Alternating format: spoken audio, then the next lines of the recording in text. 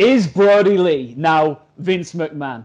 Omega and Guevara put on an absolute belter, and did we see the weirdest promo in wrestling history? Army and Chambers from What Culture. This is AEW What Went Down, and I'm not alone. Gareth Morgan, how are you doing, brother? Doing very well. That was quite something to stay up until 2 a.m. to watch, to see Matt Hardy try and set fire to Chris Jericho and Sammy Guevara. It was something else. That, yeah. What do you reckon? I mean, the wrestling world couldn't get much weirder. We're watching wrestling all the time now with no fans, and then to see a promo like that, like something I've never seen before. And I've been a wrestling fan all my life. I'm 32 today, by the way. Happy birthday to me. Today, happy birthday to you, buddy. I did not realise that. I hope you get mentions, plenty happy birthdays. Send those to him. Send them, guys. Yeah, and I've never seen anything like that. I mean, where do you want to start? Do you want to start at the top of the show or the end of the show? The top. Let's jump straight into it. That what was it? It was Cody versus Jimmy Havoc first. What do you reckon of that? Well, the thing is, I've been a bit unsold on Mr. Havoc since he came in. There was a lot of hype around him. I know I've seen bits and pieces of him on the indie scene here in the UK, but like there was so much hype. And then he got off to a bit of a rocky start, I thought, with AEW. Then he was kind of taken off live TV for a bit, and this was a good opportunity for him. But I still don't think he's quite put the pieces together. I don't think it's really clicked for him yet with AEW. And I think he was probably used in quite a good way here, just, putting Cody over, who at the minute is on absolute fire. I mean, the show kicks off with Tony Schiavone, who I was very happy to see back on commentary because I just think he's just so good. And he was so underappreciated for so long when he was outside of wrestling. And just to see him back on commentary with Omega at parts, and I thought Cody once again showed that he was just so wasted in WWE. Another example of why he's just like, he's got every piece of the puzzle. He's great on commentary, he's great in the ring, he's cutting some of the best promos of his career. I thought to see him go over in this match, simply over Jimmy Havoc, was probably the right decision. What about you? And it's one of them that you mentioned as well. That I think this entire first opening segment, let's call it, of AEW today, it really encapsulated the show being anchored, really, because Cody, as the top guy, really anchoring everything down, being that mainstay, having all these tools in his toolkit, just being the all-round top guy, really, in that company. It really came to light here. Like you said, he was popping on commentary, he was doing quite well there. Omega as well, I thought he had quite a good audition throughout this match on commentary. I thought it was really good. But then equally, Tony Schiavone really needs a real pat on the back, because all the way through this show, he anchored everything. He had a tough job. If you're watching through Fight TV, I was watching through Fight TV, I didn't realise the amount of times he had to try and organise things and orchestrate where the adverts were dropping everything else. Whereas normally you'd have somebody like JR next to him as well, or Excalibur, just to share the load. It was just him doing all the actual technicality, and everyone next to him was being the colour commentator going, yeah, this is good. He was just like, I'm trying to do everything else. Yeah. It's quite cool to see. But the match itself was brilliant. It wasn't anything exceptional to a pay-per-view standard. Obviously, you're not expecting that on a television match. But what we saw there was Cody at the end really stepping things up in terms of brutality. And even Omega on commentary was saying, after he'd done that first crossroads, that, okay, yeah, you should stop the match there now, Cody. And he went for that second one, and he was a bit like, okay, my mate's gone a bit too far here. And it was nice, really subtle character work there. What do you reckon of that? Well, yeah, I really liked it. What do you make of Jimmy Havoc? It's a tough one, because like you said, he's somebody who's got a lot of potential. He's a character very much in the vein of the likes of Darby Allin, people like that. I think Darby Allin's managed to fit a few more pieces together in the fact that he feels like a bit more of a crowd, plucky babyface type character, whereas Havoc still, I think he's got the size and aura that works for him and against him, because it works for him because he's a bit of a force, and you feel like he's quite competitive against anybody he comes up against, but because he's got that, it's quite hard to root for him as an underdog. So he's in a really weird spot right now. Like you said, I'm not sure about him. He just needs some more TV time, and I think this was definitely a step in the right direction for him. But then we see right after the match, the purpose of this was to set up that epic promo from Jake the Snake Roberts on the big screen. He's talking about Lance Archer. I absolutely love this. Like, AEW seems to do what WWE never seemingly can do, and that is make a big deal out of and make great use out of wrestling legends. Like, think about the guys they've got on the roster, the likes of Jake the Snake, Arn Anderson, Tully Blanchard. You know, when Bret Hart came in and he unveiled the first ever AEW title, the Rock and Roll Express, the list goes on and on. But I just thought, Jake, he said it himself, I'm one of the best minds wrestling's ever had. And he's like raspy, old Very school well done, man. voice. That's... Thank you. And I just thought, I thought Jake was great here, and I think he's made Lance Archer feel like a big deal. That's right out the gate. Yeah, and like you said, he didn't overstay his welcome. In all these promos and all the time that he's had on screen, he's not made it solely about him. All of his motivation throughout all this is to get somebody else over, to get Lance Archer over. And straight after this, Cody jumped on commentary and said, "Oh, everyone seems to have big words when it's all pre-recorded." A bit of a nudge at what they were doing. And said, yeah, okay, next week. Did he pretty much say next week he was going to offer him a contract? Was that it? Or he could debut? I think, he said Lance Archer, he says debuts on the next Dynamite. So Cody got the power. Cody can do that. Cody's the man, yeah. After this, we had, was it Darby Allin? Darby Allin had that very, very cool grungy type music video promo, which is quite cool. What do you reckon of that? I'll tell you what, right? Darby Allin, for me, is one of my favourite members of the AEW roster. I just think what I've always loved as a wrestling fan is I love the wrestlers who seem to have a complete grasp on their character and who they are, and it just feels legit. And I feel like, don't get me wrong, I think Kip Sabian's got a lot of potential. And in theory, those two should have like a similar trajectory in regards to where they can go in the industry. But Darby just seems to be a few notches above when it comes to knowing who he is. To me, is like, I know that Cody said he's like a young Sting, and I do see that, but I feel like he's got the mixture of Matt and Jeff Hardy in the sense that he knows who he is like Jeff, and it seems like he's got the hard work, determination, and grit of Matt Hardy. Put that together, you've got a potential world champion.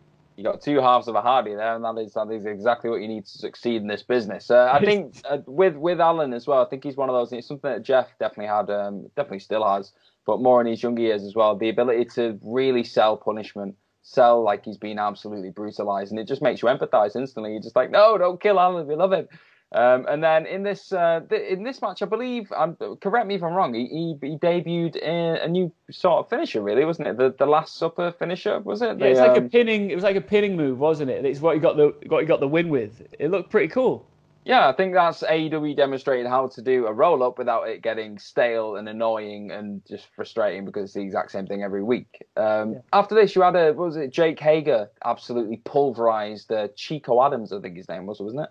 Yeah, Chico Adams. But I mean, prior to that, another great video package from AEW just like showing how much of a badass Jake Hager is. Like, you're watching it thinking, hold on a second, like, I never looked at him this way when he was in WWE. Jack Swagger, I didn't look at like he could kill you. You know what I mean? Like, seeing all the MMA stuff, it was mint. I thought it was really good. I think I've always been a big fan of a squash match. Like poor old Chico Adams, you see him standing there. It's like anybody, isn't it? It's like, oh no, he's going down. You're dead. It's over for you. I think we need more matches like this to just like showcase the stars. Like, he's Definitely.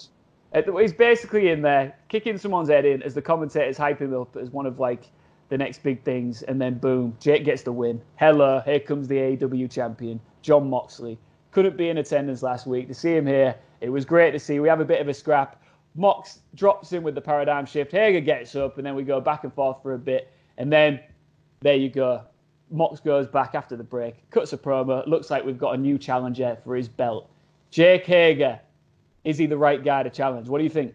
Well, if they're ever going to pull the trigger on him as a serious force, you got to go for it. I think the longer they wait off with this and maybe expose some flaws in terms of his character at this point, the longer they really just try and... They could probably accumulate a few more squash matches, which they could probably do before they have this actual title match with Jon Moxley. But I believe if you just put him into another filler feud, you start to lose that shine a little bit. Just throw him in there. Even if he is just a filler feud for Moxley until he takes on somebody else, is what it is, I guess. I think it makes sense in the sense that, like, you know, inevitably I feel like Jericho has somehow got a slot back into the World Championship picture. Yeah. So if you've got Moxley feuding with Hager, then you know you've got Jericho still in the mix causing trouble for Moxley. So it kind of develops that feud a little bit further. I don't think we're going to see Hager win the title just yet, but I think it's a good decision to go that route. Definitely, fully agree with you. And I'm going to try and power into this now because the last three segments are probably the biggest talking segments of AEW.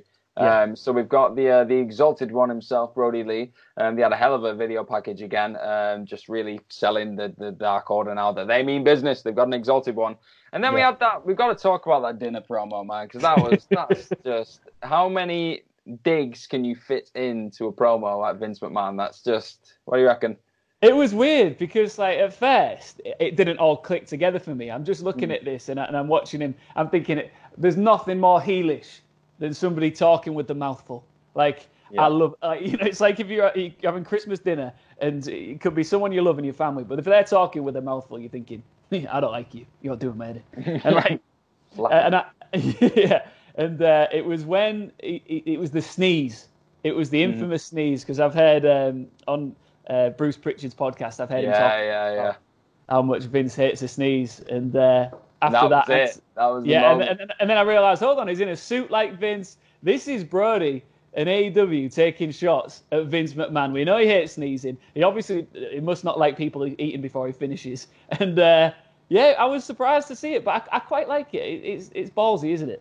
It is. It's really ballsy, but you just hope it doesn't become gimmicky to the point of that's the only thing he has as a character. Do you know what I mean? You're just hoping that it could be a nice, cute thing where they could throw a few little digs at McMahon in every now and again, but not have that be the anchor for the entire character. And then obviously after this, he had his debut. He had that debut against QT Marshall. Completely pulverized QT Marshall. Bless him, he didn't stand a chance. But can we talk about his ring attire?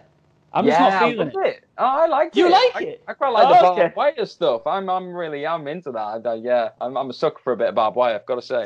See, I always feel like ring attires, when you're trying to sell like a proper badass, like I always feel like if you've got a contrived ring attire, it just takes away from the legitimacy a little bit. I just want to see him in like a black pair of trunks, like, I don't know. Maybe I'm just too old school. But fair enough. Each to their own. And then after this, we had the update on Nick Jackson. Obviously, Vanguard went for a bit of a scoot, and we got the update. He's 61% recovered, which is it's promising for Nick Jackson. Bless him.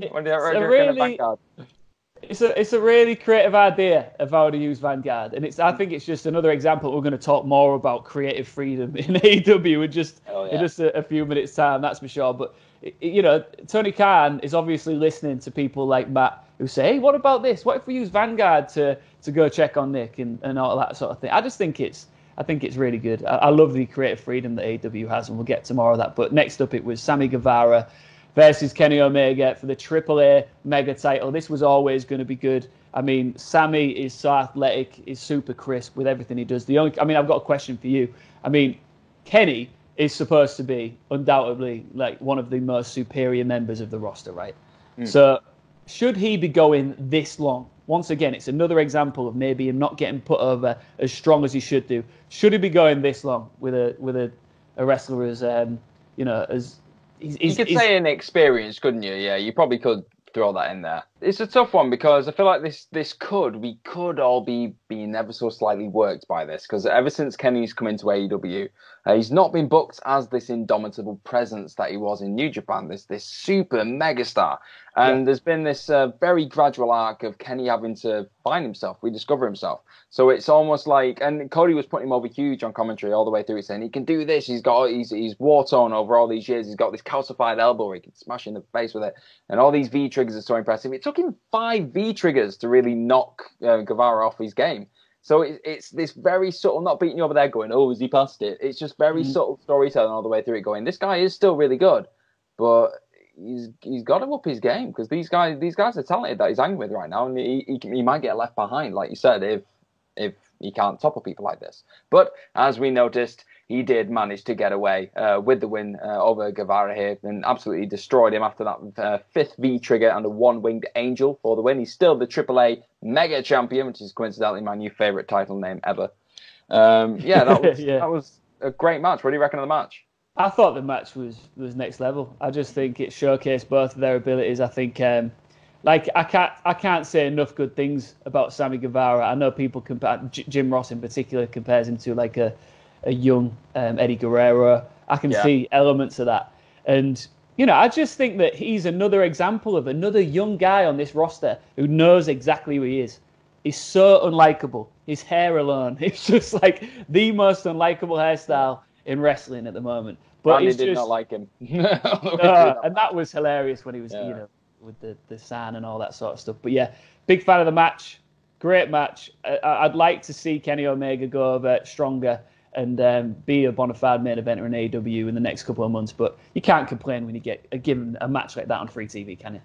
We can, but we've really quickly now got to try and get through what is an absolute overload of information. I can't. I'm still just like I'm so confused. Yeah. So confused. Like I was so excited to see Matt Hardy. Just can we? Where do we start? So Jericho comes out. His gorgeous blonde hair is blowing in the wind. We're outdoors, and it was phenomenal. And he grabs the cameraman's camera, turns it to him. The cameraman's singing Judas along with him, and it's just that was hilarious to kick us off. Yeah. Then Vanguard comes out. Jericho has a full-on conversation with a machine. Says without a mic all the way through this, no mic. Well, yeah, he's just got some sort of like wireless mic on, which I've never seen in wrestling as well. I mean, Jericho is just so funny. He's so funny. But while we're talking about Jericho, you got to bring that man into it. The man he was set to have a conversation with, have a showdown with in this section, because Matt Hardy just, I think we really need to focus on in this episode as a whole, was the ability AEW had to cut and edit and really use the fact that a lot of this was pre-produced before the show actually went on air to their advantage. And you had this cut of Matt Hardy coming through the rafters and teleporting, so to speak, which really worked. And then obviously he got in the ring. And the two, Matt Hardy, you just give that man a bit of rope and he will tie anybody in a noose and lasso and tie him up and throw him out of the ring. It was incredible. It was so good seeing this freedom, like you said, this freedom again from a talented guy. Two very talented men, and like it seems as though, I don't know if you listened to Jericho's podcast recently with Matt, there's a real understanding between them both. Like, Jericho understands Matt. Matt understands Jericho. They're two men who've evolved throughout their career. Matt is like on a different planet right now in the way that he operates. But like, I thought that what made it so amazing and so strange and so unique was the fact that you've got these two men having a micless promo, talking about all sorts of craziness without any fans in the arena. So that the dead silence really added to this eerie, hilariously peculiar promo. I'm just so excited to see where it goes from here. But do you think that was one of the weirdest segments in wrestling history? I think it's up there. I think that's one of the most unique experiences I've ever seen when it comes to a promo. And then in the end, it turns out we have this weird elite-delete battle. And it turns out that Matt Hardy will not be joining the Inner Circle. And this in turn led to Jericho getting Guevara to jump in. And then that in turn meant that Cody and Omega came to save the day. And the ending image that we had was obviously Jericho and Guevara being at the end of the ramp and then pretty much being attempted to be set fire to by Matt Hardy. He was trying to blow them up with flames at the end of it. So the takeaway from AEW, where do you think this goes from here now? Are we setting up for that Blood and Guts match that we're not sure when it's going to happen at this stage? Or do you think there could be some more things to happen in the coming weeks? I think that if you've got this crazy situation that we're all in, because of the virus and the lack of ability to put on proper wrestling shows, it's still very entertaining, I think, to watch these shows without an audience, but you can get as creative as you want. And I think really milk Matt Hardy's ability to do these crazy promos and maybe, go over to his house and do some of the stuff that he did in TNA. Bring some of that into the mix. Maybe take some of the elite there with him. I think really over the next couple of weeks, I want to see as much of that craziness as possible and take advantage of this crazy time that we're in at the moment. Yeah, that was probably one of the most surreal episodes of wrestling. I was just going to say AEW. I'd say wrestling that I've seen in a very long time. Yeah. That is our What Went Down video for what happened on that show. Check out on Twitter. Obviously, we were tweeting all the way through that as well. And be sure to check out What Culture Wrestling. I'm sure we'll have loads more coverage of it tomorrow with the usual gang as well. All chiming in, throwing their 50p's into the mix. Where can they find you on Twitter, Ian, after all this? Well, you can find me at Ian Chambers, Ian, I forgot my own name here. At Ian Chambers, Ian with two I's, IAIN. And you can check me out on the. Hey, Gareth, I'm the newbie. You were a newbie at one point. Should I be expecting much hate after this? What are we saying? To be honest, I think you've conducted yourself with absolute excellence. I think you're going to be absolutely fine. Saying that you're about to get hurled with a beat. No, we've got the best fans in the world. You're going to be absolutely fine. You're going to fit in here no end. Thank you guys for being so awesome. I've already seen some lovely comments on Twitter towards Ian. He's been absolutely awesome throughout this. Hopefully we'll both see you very, very soon. But in the meantime, look after yourselves. Please stay safe in these current strange, surreal times. See you later. See you in a bit.